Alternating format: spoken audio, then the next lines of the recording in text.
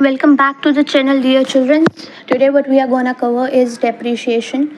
हम लोग पूरा depreciation कवर करेंगे. उसमें जो टॉपिक्स हम लोग कवर करेंगे वो है the nature of depreciation, accounting concepts of depreciation, factors in the measurement of depreciation, methods of computing depreciation, SLM straight line method, DBM diminishing balance method और इसको रिड्यूसिंग बैलेंस मेथड भी बोलते हैं, रिटन डाउन बैलेंस मेथड भी बोलते हैं. Then we are gonna study disposal of depreciable asset. I am so sorry I didn't take it them to actually, क्योंकि ये दो हम लोग अलग वीडियो में कवर करेंगे. जो इस वीडियो में कवर होगा मैंने बस उस पर ही टिक मारा है, ठीक है, क्योंकि ये दो concept needs a separate video. इसके बाद we will cover change in the method of depreciation and its impact on measurement of business income. हम लोग जो डेप्रिसिएशन के मेथड में चेंज करते हैं उससे क्या हानि या लाभ होता है हमारी इनकम पर. तो आज जो हम लोग कवर करेंगे that are tick already had tick in your image you can see. So let's begin without wasting any time. तो सबसे पहले हमें पता होनी चाहिए एक चीज़ की डेफिनेशन. वो एक चीज़ 3 में डिवाइड हो जाती है एट द एंड. पहला है डेप्रिसिएशन. डेप्रिसिएशन मतलब कोई भी आपका फिक्स टेंजिबल एसेट है. टेंजिबल मतलब जिसे आप छू सकते हो, उसकी वैल्यू कुछ टाइम बाद कम हो जाती है.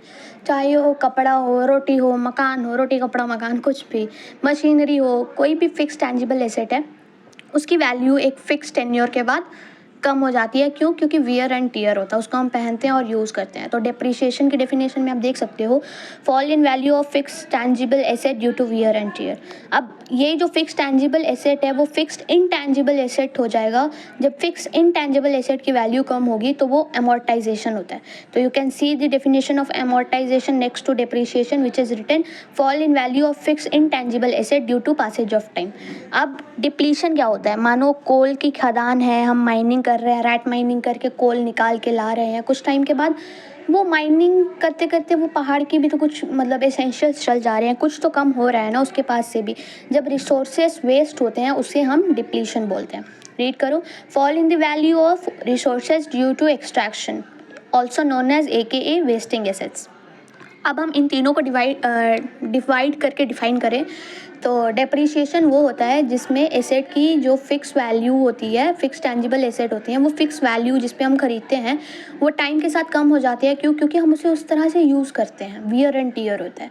दूसरा है अमोर्टाइजेशन. अमोर्टाइजेशन तब होता है जब मानो जो फिक्स्ड इनटेंजिबल एसेट है, पेटेंट, गुडविल, ये सब की वैल्यू कम हो जाती है टाइम के साथ. फॉर एग्ज़ाम्पल मैंने तुम्हें एक दुकान बेची, जो मेरी दुकान थी वो बहुत चलती थी, तो मैंने दुकान तुम्हें बेच दिया. पर ऐसा फिर भी एस्टिमेटेड है कि 5 साल तक तुम्हारे पास ग्राहक ज़्यादा आएंगे. क्यों? क्योंकि मेरी गुडविल मैंने वैसी बनाई है, ठीक है.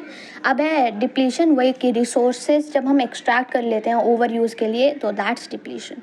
अब you can see there are 2 type of fixed assets, they are tangible and intangible. Tangible machine, tools, clothes etcetera, और इनटेंजिबल गुडविल, पेटेंट, ये सब. जो टेंजिबल एसेट्स होते हैं वो ख़राब होते हैं वियर टीयर के कारण, कंटिन्यूस यूज़ के कारण और एक्सपेक्टेड ऑब्सोलेंस के कारण. वियर टीयर मतलब आप उसको पहनते हैं, यूज़ करते हैं, इसलिए उसका बार बार यूज़ करते हैं इसलिए, या टेक्नोलॉजी ऐसी चेंज हो जाती है कि जो चीज़ आप यूज़ कर रहे हैं वो आप डिमांड में ही नहीं रहती है. समझ आया? अब आप लोग के पोर्शन के एक नेक्स्ट टॉपिक पे हम लोग आ गए हैं, जो है नेचर ऑफ डेप्रिसिएशन. डेप्रिसिएशन का नेचर क्या है? मानो अगर आपके कोई फ्रेंड आते हैं या हिम और हर ऑफ योर्स, तो उसके कुछ नेचर होते हैं ना. आप बोलते हो भाई वो थोड़ा सा रेड फ्लैग नेचर का है, वो ग्रीन फ्लैग नेचर का है. तो सेम में डेप्रिसिएशन के भी कुछ नेचर होते हैं. जैसे कि पहला, वो कोई भी चीज़ की वैल्यू जब रिड्यूस होती है तो डेप्रिसिएशन एक रोल प्ले करता है. मानो तुमने एक मशीनरी खरीदी और 5 साल बाद उसकी वैल्यू कम हो जाएगी. क्यों कम हुई? डेप्रिसिएशन के कारण ही कम हुई. तो depreciation leads to deduction in value. Depreciation profit को भी कम करता है. अब जब वैल्यू कम हो जाएगी 5 साल बाद, इसका मानो मैंने 10 लाख की एक मशीनरी खरीदी है, 5 साल बाद मैं उसको 2 लाख में बेच सकती हूँ. जो 8 लाख रुपया का नुकसान हुआ है मुझे प्रॉफिट में, तो वो तो कम होगा ही ना धीरे धीरे. डेप्रिसिएशन एक नॉन कैश एक्सपेंस है. मतलब वो ऐसा नहीं है कि मतलब हमारे पास से पैसे जा रहे हैं, वो चीज़ हम यूज़ कर रहे हैं, उसका यूज़ होने के कारण वो पैसे कट रहे हैं. जैसे मैंने बाइक खरीदी है, वो मैं बाइक यूज़ कर रही हूँ, इसलिए वो वियर एंड टीयर, हवा के कारण, रफ वेदर के कारण ख़राब हो रही है. समझे? लीजिए, कैश नहीं जा रहा है, मैं हर महीने 3,000 रुपये नहीं दे रही हूँ, कैश नहीं जा रहा है, वो वियर एंड टीयर ऑब्सोलेंस के कारण ख़राब हो रहा है। इसके साथ इफेक्ट प्रॉफिट मैंने बता दिया था। उसके बाद it doesn't mean disposal, it means fall. Depreciation बोलता है कि आपका वैल्यू फॉल होता है, ख़त्म नहीं हो जाता है। आई सेड मेरा मशीन 1 साल में मानो मैंने कैलकुलेट किया तो 5,000 डिप्रिसिएशन हो रहा है, तो मैंने ये नहीं बोला कि मेरे से 5,000 की मतलब मशीन, वो बाइक मशीन जो भी है बिक गई और काम खत्म हो गया। नहीं भाई, वो फॉल हो रहा है। Only applied to tangible fixed assets. Depreciation मैंने अभी डिफाइन किया था ना पहले, if you missed it please go and see it again. Depreciation only and only tangible fixed assets को लगता है, it is not applicable to intangible assets और resources. Now already said non cash expense, इसके अलावा this is a charge against profit, इसलिए तो profit कम होता है। तो अगर आपसे पूछा जाए तो what is nature of depreciation, आप बोल सकते हो कि वो प्रॉफिट के अगेंस्ट में लगता है, ये नॉन कैश एक्सपेंस है, ये प्रॉफिट को कम कर देता है। It means fall, not dissolution और डिस्पोजल, और this leads to reduction in the value. Profit भी अफेक्ट करता है, तो it only go with tangible fixed assets, so that's all the nature of depreciation. इसके बाद है अकाउंटिंग कॉन्सेप्ट ऑफ डेप्रिसिएशन। भाई अगर तूने पार्ट 1 सब पार्ट 2 मिस किया है तो गलती तेरी है, मेरी नहीं, क्योंकि मैंने वहाँ पे एक एक चीज़ को लिख लिख के क्रिस्टल क्लियर करके समझाया है, ट्रस्ट मी। तो यहाँ पे है अकाउंटिंग कॉन्सेप्ट ऑफ डेप्रिसिएशन। अब इसके जो अकाउंटिंग कॉन्सेप्ट है वो सेम एज प्रिंसिपल्स है जो हमने पढ़ चुका है, तो दे इंक्लूड, देख लो अब, same it's same guys. Look, matching concept वही कि आपका जिस साल का रेवेन्यू और खर्चा आप उसे उस साल में लिखोगे। Cost concept historical cost based होता है, जो खर्चे में हम सामान को खरीदते हैं हम उसी खर्चे में चलते हैं। नए खर्चे जो मतलब अभी के टाइम का उसका रेट हो गया, हम उस पर नहीं चलते हैं। मानो मैंने एक ज़मीन खरीदी 5 लाख रुपए की, ज़मीन की तो वैल्यू बढ़ती है, चलो हम एक बिल्डिंग ले लेते हैं। मैंने एक बिल्डिंग खरीदी 5 लाख रुपए की, आज वो बिल्डिंग का रेट बढ़ के 7 लाख रुपये हो गया, पर मेरे अकाउंट में वो बिल्डिंग का रेट मात्र 5 लाख रुपये ही रहेगा।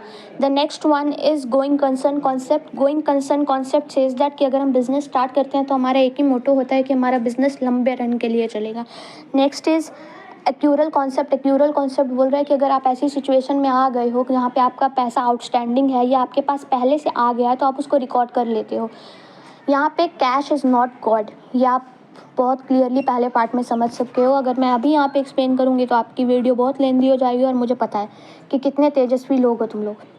Next is consistency.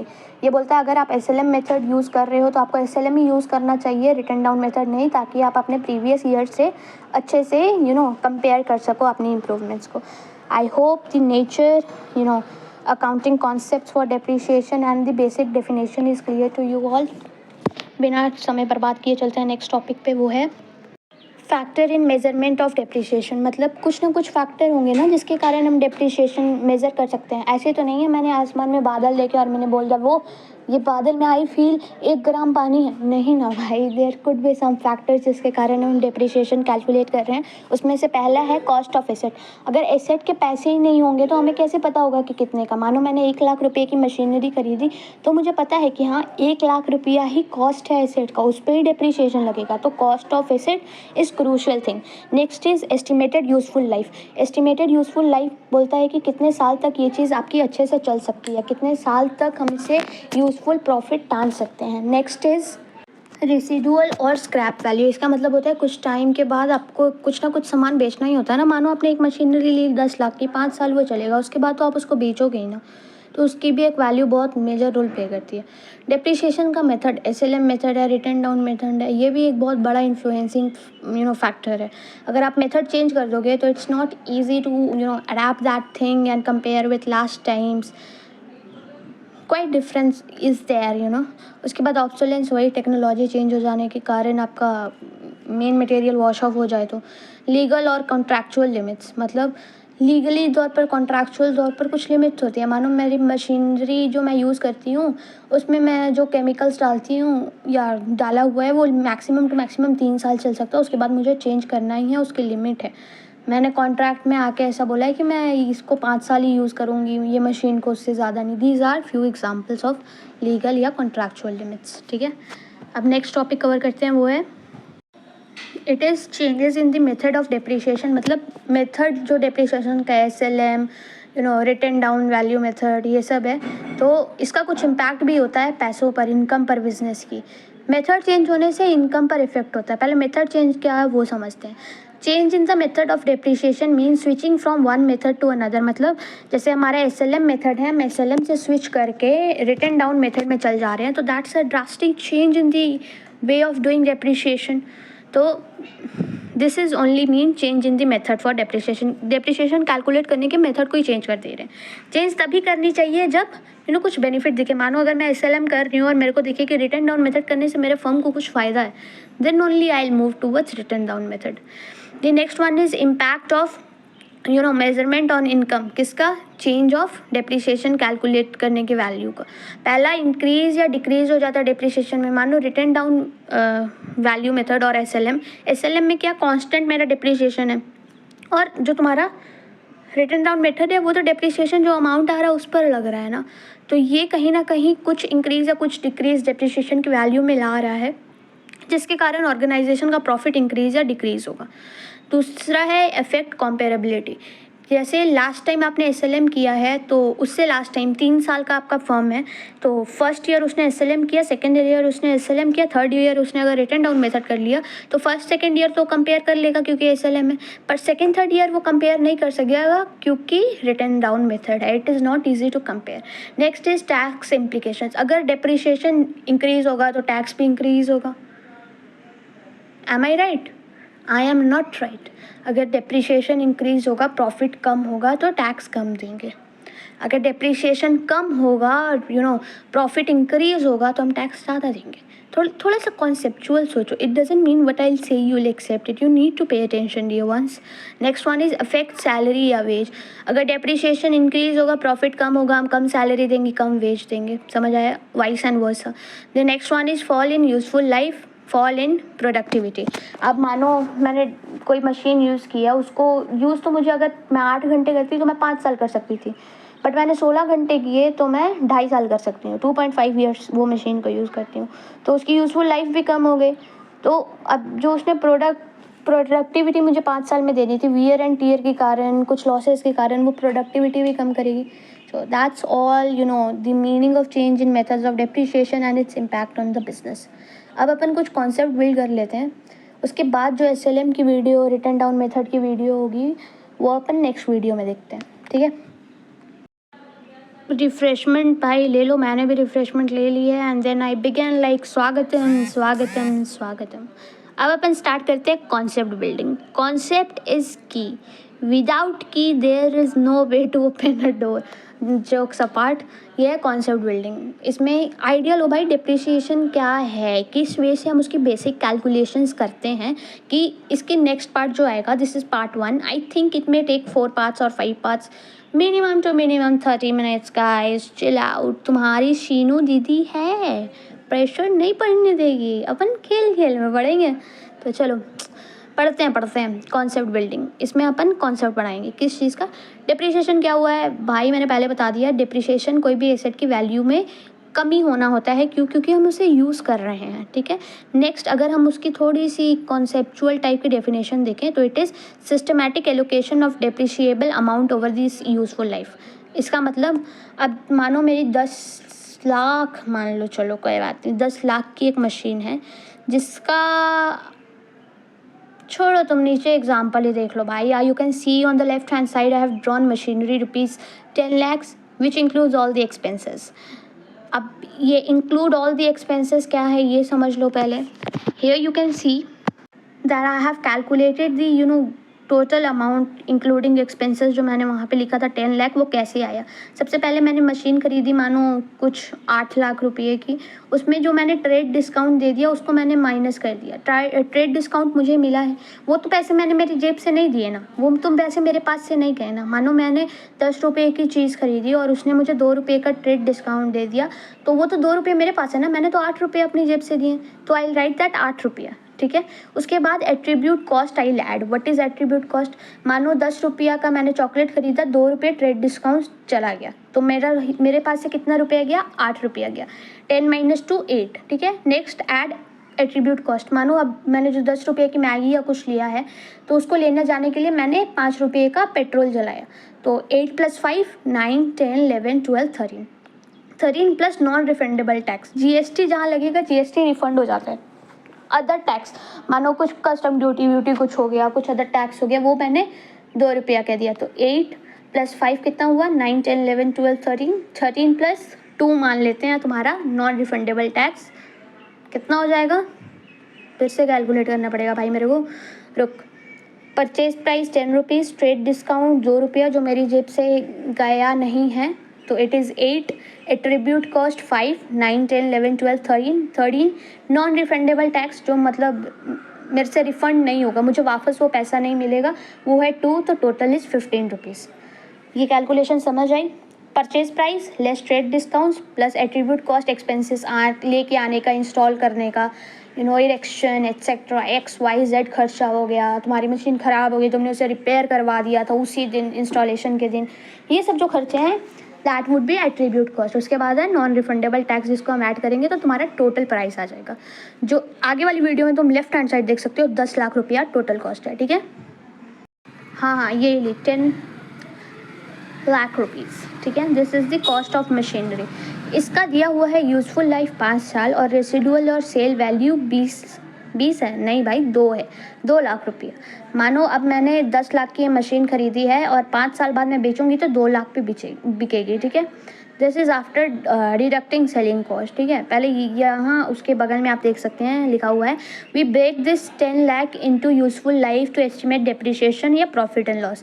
जैसे मानो मैंने 10,000 रुपये का मशीनरी खरीदा और रेसिडुअल वैल्यू माइनस की 5 ईयर्स का निकाल रही हूँ ना, तो फॉर्मूला पढ़ोगे आगे डिवाइडेड बाई 5। ऐसा नहीं है कि मैं दोनों को माइनस किया और मेरा एनुअल डिप्रिसिएशन जो 5 साल में हर एक साल वाइज होगा मैं एक साथ लगा दूंगी, नहीं।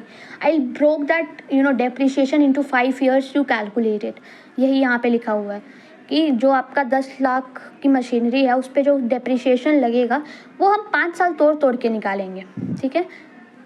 और जो सिस्टमैटिक एलोकेशन ही हो रहा है ना, मानो 5 बार हम तोड़ रहे हैं जो डेप्रिसिएशन की वैल्यू है, मानो at whole together the depreciation is causing 5,000 rupees for 5 years. If I break it like एक साल का 5,000 की जगह नहीं होगा, एक साल का 1,000 रुपया होगा, दूसरे साल का 1,000, तीसरे साल का 1,000, चौथे साल का 1,000, पाँचवें साल का 1,000, होल टुगेदर 5,000 की जगह मैं 1,000 5 साल का लूँगी। This is only what it says. The next part is same about concept building only, but it states that the way is to calculate actually depreciation and all। तो हम फॉर्मूला देख लेते हैं, मगअप कर लो फॉर्मूला गाइज अगर समझ नहीं आता तो, but I am trying my best कि तुम्हें समझ आ जाए। यहाँ पे पहले लिखा हुआ है amount equals to cost minus residual value. अब आपका कितना अमाउंट तक का लॉस एज अ होल 5 साल में हुआ है, तो उसको निकालने के लिए जो आपका कॉस्ट है, 10 लाख की मशीनरी थी, 2 लाख रुपया रेसिडुअल वैल्यू था पिछले सवाल में हमने देखा, तो हमने उसे माइनस किया। The next one is depreciation equals to cost minus residual value divided by useful life. Cost हमारा कितना था 10 लाख, रेसिडुअल वैल्यू 2 लाख, 5 साल की यूजफुल लाइफ थी। वो सब डाटा को हमने बस बैठाया है, we divided it and we got 1,60,000 depreciation for each year. तो ये हर साल के आप दिस लाइन पे आप देख सकते हो, first year 1,60,000, second, third, fourth, fifth सब में 1,60,000 है। मैंने ये 1,60,000 को हर जगह जमा करके I didn't wrote at a place की 8 लाख टोटल मेरा डिप्रिसिएशन लगा, नहीं, मैंने उसे ब्रेक डाउन किया 5 साल में। क्यों? क्योंकि 5 साल मेरी यूज़फुल लाइफ थी। ये चीज़ मैंने आपको आगे भी बोली है, ठीक है। जो ये ब्रेक होके 1,60,000 दिखा है ना, वो मैं PNL में दिखाऊंगी डेप्रिसिएशन करके क्रेडिट साइड, और जो बाकी रेस्ट ऑफ द अमाउंट है that will go to balance sheet. चलो अब आगे समझते हैं क्लैरिटी के साथ। Concept is necessary, build it from the base, तभी तुम सम्स बना सकोगे। अब अकाउंटिंग ट्रीटमेंट किसका, डेप्रिसिएशन का 2 तरह से होता है। पहला होता है विथ, दूसरा होता है without. Without what? With provision for depreciation and without provision for depreciation. तो जो विथ प्रोविजन फॉर डेप्रिसिएशन होगा तो उसमें डेप्रिसिएशन का प्रोविजन है, तो उसकी जर्नल एंट्री होगी depreciation account debit to provision for depreciation, पहला। और उसके बाद हम डेप्रिसिएशन को कैंसिल आउट कर देंगे, तब हमारी एंट्री हो जाएगी profit and loss account debit to depreciation account. और if this only provision for depreciation is not available in the sum to be solve, तो एंट्री हो जाएगी depreciation account debit to asset account. और second would for cancelling out would be profit and loss account debit to depreciation account. अब मतलब इससे link करो, जब हम एसेट खरीदते हैं तो हमारी एंट्री क्या होती है, machinery asset, land and building account debit to bank या कैश। अब हम डेप्रिसिएशन चार्ज कर रहे हैं, अपना क्या बढ़ रहा है, एक्सपेंस बढ़ रहा है, तो क्या हो जाएगा, डेबिट हो जाएगा। Depreciation account debit to asset, then will cancel out depreciation, तो profit and loss account debit to depreciation account debit to asset account. समझ आया? और अब पार्ट्स देख लो, अगर प्रॉफिट एंड लॉस अकाउंट बनाते हैं तो हमारा डेप्रिसिएशन जो कैलकुलेट होता है वो डेबिट साइड जाता है। क्यों? क्योंकि profit and loss account debit, profit and loss account के डेबिट साइड क्या आ जाएगा, तुम्हारा डेप्रिसिएशन टू डेप्रिसिएशन अकाउंट। और जब हम बैलेंस शीट बनाते हैं तो हमारा एसेट कौन सी साइड आ जाता है, left hand side, credit side, जिसमें से हम बाद में डेप्रिसिएशन या प्रोविजन फॉर डेप्रिसिएशन माइनस करते हैं। I hope that's clear. यहाँ तक आए गए हो तो लाइक शेयर सब्सक्राइब भी कर दो कि तुम्हारी दीदी रहे मोटिवेटेड, कि आपको पढ़ाती रहे। अब it is on the basis of year, on the basis of year it is divided into SLM and WDVM, मतलब स्ट्रेट लाइन मेथड और रिटन डाउन वैल्यू मेथड। ये सब की वीडियोस पार्ट वाइज पार्ट आएगी। SLM की एक broad part होगा और रिटन डाउन का एक ब्रॉड पार्ट होगा। बट उससे पहले तुम समझ लो कि SLM मतलब वही टैक्स, तुम्हारा जो डेप्रिसिएशन आ रहा है, I mean, वो सेम रहेगा। मानो मैंने 1 लाख की मशीनरी खरीदी जिसमें 8,000 रुपया मेरा डेप्रिसिएशन लग रहा है 4 साल के लिए, तो 4 साल के लिए वो 8,000 ही रुपया रहेगा। This is SLM straight line method या fixed instalment method. Fixed instalment से आप समझ सकते हो कि इंस्टॉलमेंट सेम है। दूसरा है रिटन डाउन वैल्यू मेथड या डिमिनिशिंग वैल्यू मेथड या reducing value method. This says that कि मानो आपका 1 लाख की मशीनरी है, तो अगर उसमें इस बार डेप्रिसिएशन 8,000 रुपया लग रहा है, तो मे बी नेक्स्ट टाइम 7 लगे, फिर 6 लगे, फिर 5 लगे, तो इसमें क्या डेप्रिसिएशन रिड्यूस हो रहा है। This is the basic idea between SLM and WDVM। तो आप समझ गए होंगे। Like share subscribe. Next part would be coming soon, जिसमें हम सम के साथ समझेंगे कि how it is the way to solve SLM and I will show you a magic of what, magic of working. What is working in accounts? You'll feel it, guys. Trust me. इतना easy भी depreciation होता है, आपको वहीं से feel होगा. By the way, take care. Bye bye.